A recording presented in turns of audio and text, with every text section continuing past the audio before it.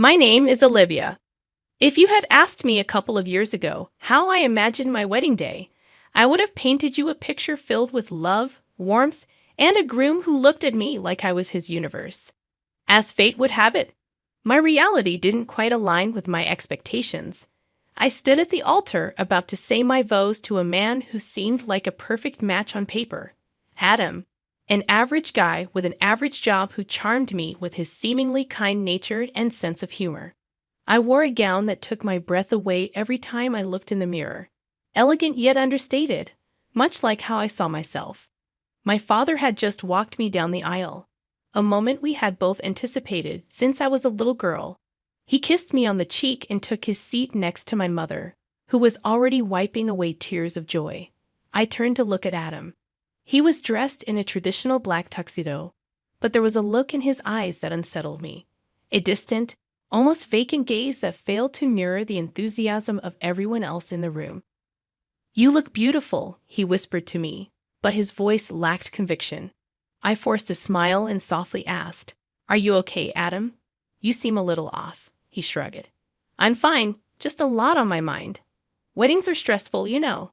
I nodded, not wanting to create a scene. I took a deep breath as we turned to face the priest. The ceremony began, and my mind started drifting despite myself. Was I making a mistake? Was the subtle tension in Adam's voice a prelude to a life of hardship and disappointment? As the priest spoke, my mind was awash with questions I couldn't answer. "Do you, Olivia, take Adam to be your lawfully wedded husband?" the priest intoned. "I do," I said, my voice tinged with hope that perhaps this was all a figment of my overactive imagination. "And do you, Adam, take Olivia to be your lawfully wedded wife?" There was a brief pause. The congregation held its collective breath, and for a moment, I saw my life flash before my eyes. Finally, he responded, "I do," but the words seemed to stick in his throat. The priest announced, "You may now kiss the bride." As our lips met, the room erupted in applause, but I felt a strange emptiness. Something was amiss, and I couldn't quite put my finger on it. The celebration moved to the reception hall, filled with laughter, dance, and toasts to a happy life ahead. Yet, amid the clinking of champagne glasses and well wishes, I couldn't shake the feeling that the man I had just married was a stranger to me. We mingled with guests, smiling for photos, but every time I glanced at Adam, he seemed lost in thought. "What are you thinking about?" I finally asked him as we sat at our head table. "Nothing much, just a lot to process, you know," he replied, dodging the question once more. That night, as we drove away in a car adorned with just married signs and tin cans rattling behind us, I looked at my new husband. He was staring out of the window, lost in a world of his own, and for the first time, I felt a pang of dread about the life I had just committed myself to. But like any optimist trapped in a romantic ideal, I told myself things would get better, not knowing that this was just the first chapter in a long tale of deception, heartbreak, and ultimate retribution following the wedding. We moved into my house, a spacious place I had bought before we met, owing to my stable, high-paying job. Adam, a regular office worker, didn't earn much, but I was never one to judge a man by his paycheck. My philosophy was that love and compatibility mattered far more than financial equations. For a while, everything seemed to align with that utopian belief. Initially, Adam seemed like the perfect partner. He was affectionate, at least superficially, and took an active interest in my work, asking how my day was and even surprising me with dinner once or twice. But as days turned into weeks, the veneer began to wear off. "You're late again," I would remark as he stumbled through the door close to midnight, his breath reeking of alcohol. "Yeah, the office is getting hectic. You know how it is," he'd reply, avoiding my eyes as he quickly made his way to the bathroom, presumably to wash off the evidence of whatever he had really been doing. It was the 5th time he'd come home late in 2 weeks, and this time he looked particularly disheveled. I decided to probe a little deeper.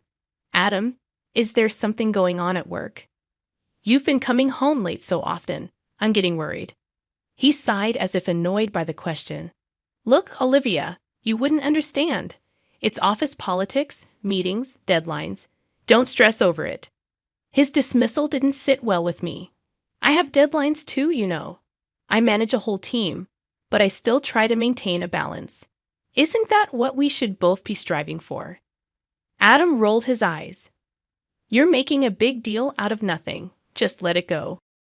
The word nothing echoed in my head, amplifying my growing suspicions. I had always been perceptive, a quality that had gotten me far in my career. I could read people, get a sense of their motivations, their sincerity or lack thereof. That sense was tingling now more strongly than it had on our wedding day, but I chose to suppress it. Maybe it was pride or perhaps a simple, naive belief that love could overcome all obstacles. Whatever it was, it blinded me to the glaring red flags that were popping up around me.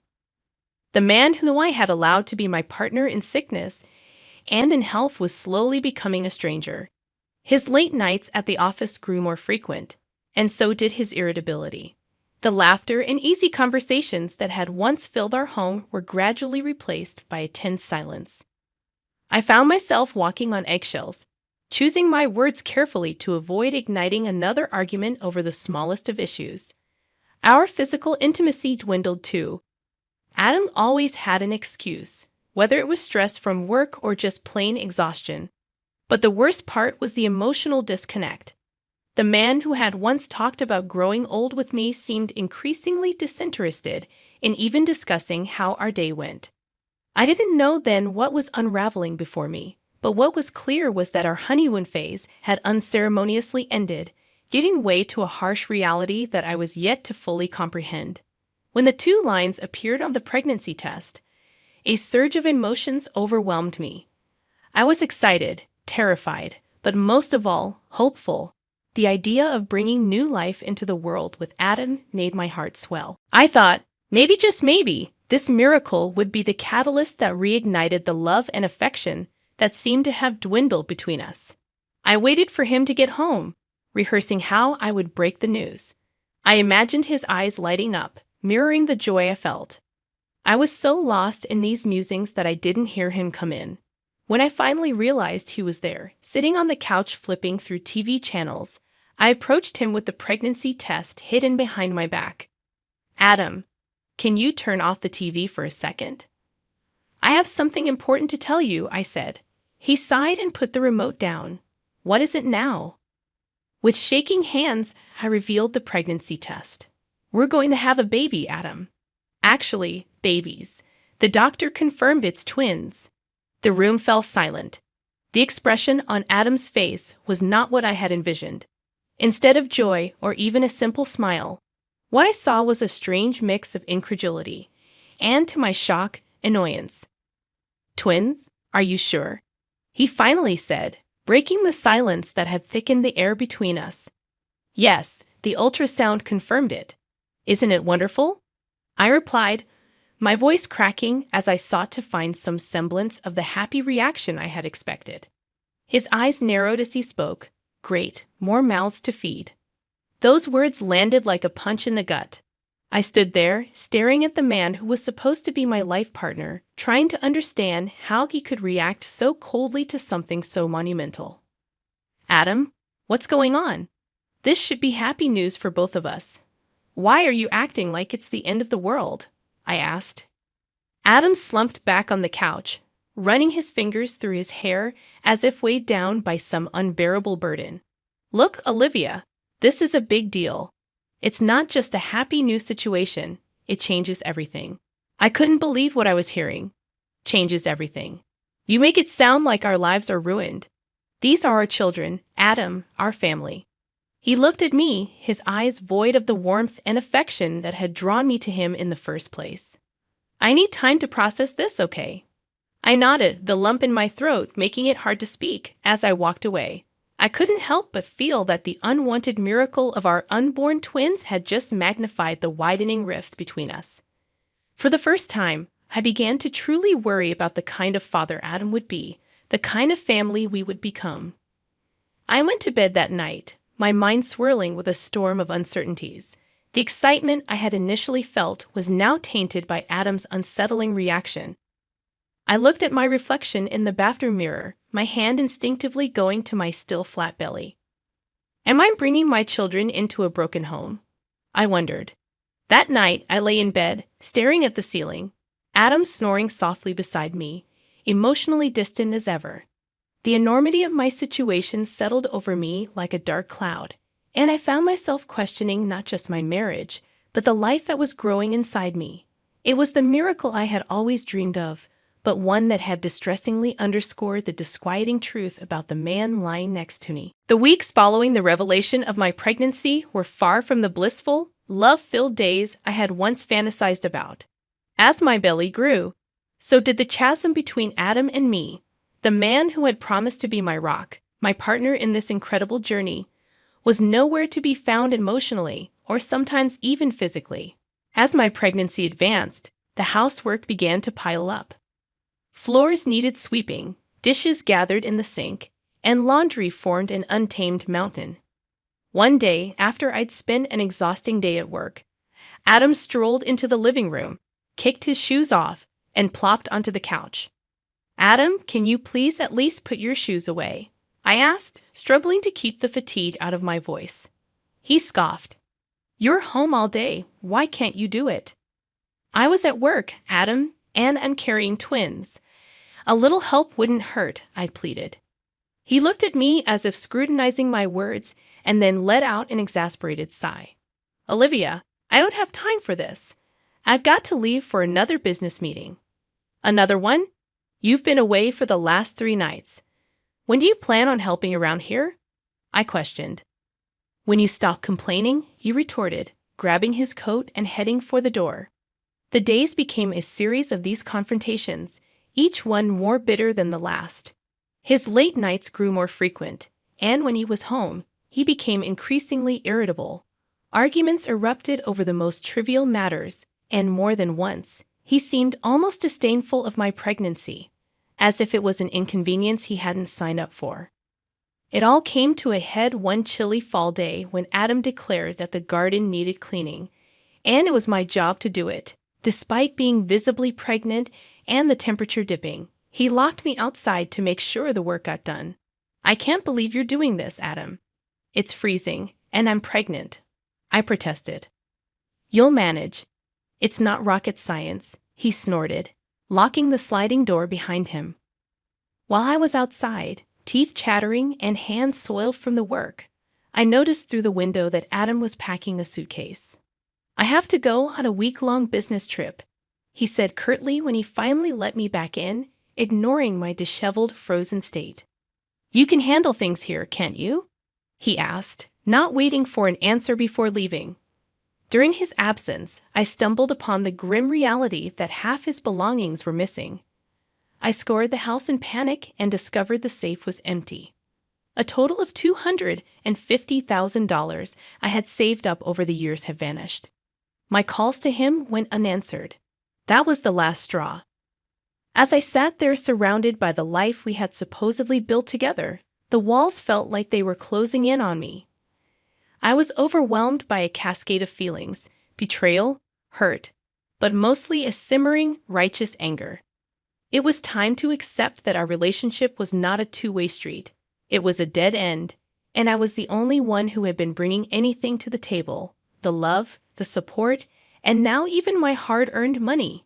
It had all been siphoned off by the man I had entrusted with my heart. I took a deep breath, steeling myself for the storm that was about to come. It was time to change the rules of this twisted game. It was time for me to take back control of my life, and, more importantly, secure a future for the lives growing inside me. Little did Adam know, he had just ignited a fuse, and I was about to explode in a way he never saw coming. As the week crawled on, each day felt like a lifetime. But I wasn't idle. I was plotting. Adam had taken advantage of my love, my trust, and my resources. He had turned his back on me at the most vulnerable point in my life. But he'd forgotten one critical thing. I was his boss's daughter, and he was still on the company payroll. I arranged a meeting with my father and walked into his office with a file of evidence I had collected.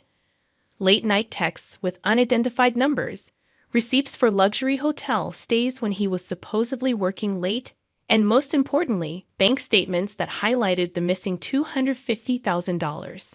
Dad, we need to talk about Adam, I said, my voice steady despite the turmoil within me. My father looked up, concern etching his features. What's going on, Olivia? I handed him the file. He's been cheating, lying, and he's stolen from our safe. He can't continue to work here. My father leafed through the papers, his eyes narrowing with each page. This is serious, Olivia. Are you sure about this? I've never been more sure about anything. He needs to go, Dad, not just from my life, but from this company. My father sighed, his hand rubbing the bridge of his nose. All right, I'll handle it from here. He won't set foot in this office again. Thank you, Dad, I said, feeling the first wave of relief wash over me. The next part of my plan was to secure my financial and legal standing. I contacted the police and formally reported the theft. I knew it would be a long process, but the wheels of justice were finally in motion. When Adam returned a week later, drunk and in the company of a strange woman, I was ready. The house was locked, and I had packed his remaining belongings in a box that sat outside the front door. What the hell is this, Olivia? He yelled, banging on the door, his words slurring. I'd opened the door a crack, not allowing him to enter. It's over, Adam. You're fired from your job. I've reported the theft, and I want you out of my life. His eyes widened in disbelief, quickly turning into fury. You can't do this to me. Before I could react, he punched me in the face. Pain exploded across my cheek, but it was overshadowed by a surge of adrenaline and resolve. That's assault, Adam. Another charge to add to your growing list, I said, my voice steady despite the pain. His face paled, realizing the gravity of his actions. You're going to regret this, Olivia. I already regret ever meeting you. Now get out, I said firmly. He picked up the box, glaring at me one last time before stumbling away into the night. As I closed the door, my body shaking from the confrontation, I realized that this was just the beginning. Adam had unleashed a side of me he'd never expected to see, and now he would face the consequences of his actions. I touched my swelling belly, making a silent promise to my unborn children. Their mother was no pushover, and their father would soon understand the extent of his mistakes. Revenge had only just begun, and I was far from done. I had the law on my side, a supportive family, and a fierce maternal instinct that would stop at nothing to protect my future world. Adam had underestimated me for the last time, and as I went through the motions to legally dissolve our marriage, press charges, and reclaim what was mine, I knew one thing for sure. The hunter had become the hunted, and I was not going to miss my shot. The courtroom was cold, sterile, a fitting arena for the final chapter of a marriage that had turned just as icy. I was seated next to my attorney, files and evidence laid neatly on the table in front of us. Across the room was Adam, disheveled and visibly nervous, flanked by his own legal counsel. Mrs. Olivia Davis, you may present your case, the judge intoned, turning toward me with a nod. My attorney began laying out the chain of events, punctuated by irrefutable evidence, text messages, financial statements, and even medical records documenting the physical abuse. How do you plead to these allegations, Mr. Adam Davis? The judge asked, his gaze shifting across the room. Adam's attorney whispered something in his ear before replying, Your Honor, my client pleads not guilty to these allegations. The audacity boiled my blood, but I remained calm, composed. This was a battle I was more than prepared for. Very well, proceed with your arguments, the judge instructed. Over the next hour, each side presented their case. Adam's lawyer tried to paint me as an overreacting, controlling spouse. They questioned the authenticity of the texts and claimed the missing money was used for joint household expenses, a blatant lie. Finally, it was my turn for the rebuttal. Your Honor, I would like to call Mr. Adam Davis to the stand. Adam looked visibly shaken but complied, swearing on the Bible before sitting. Mr. Davis, you claim the $250,000 missing from our joint account was for household expenses. Can you please provide any evidence or receipts validating that claim? He stammered, I don't have them with me right now. Isn't it true that you have been staying at luxury hotels when you claim to be on business trips? Isn't it true that you have been engaged in extramarital affairs during our marriage? Adam glanced nervously at his lawyer, who signaled him to remain quiet. So you refuse to answer? I pressed. The room hung heavy with tension. The judge broke the silence. Your silence speaks volumes, Mr. Davis. After what seemed like an eternity, the judge finally spoke. Given the overwhelming evidence presented by Mrs. Davis, I am ruling in favor of the plaintiff.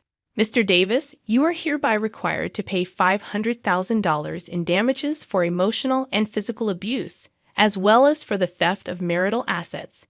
This court also grants Mrs. Davis full custody of the unborn children. The marriage between Olivia and Adam Davis is officially dissolved. As the gavel came crashing down, so did the wall that had been suffocating me for months. I looked across the room at Adam, his face a mixture of disbelief and defeat. Thank you, Your Honor, I said, my voice unwavering, finally free from the shackles of a loveless, toxic marriage. As I walked out of the courtroom, a new chapter in my life was about to begin. Adam had underestimated me, belittled me, and tried to break me. But I emerged stronger, wiser, and more determined. The woman walking out of that courtroom was not the same one who had walked in, and she was never looking back. The battle was won, but the war had just begun. And this time, I was armed not just with the law, but with the fiercest weapon of all, unyielding resolve. I had 2 lives growing inside me and a newfound purpose nourishing my soul. My revenge was complete, yet it was only the beginning of a life where I would never again be underestimated. As I stepped out into the crisp air, my lawyer congratulated me. You did well, Olivia, he said. No, I replied, touching my belly softly. We did well. And with that, I walked away, leaving behind a shattered past for a future filled with hope, strength, and most importantly, love for myself and for the beautiful lives I was about to bring into this world.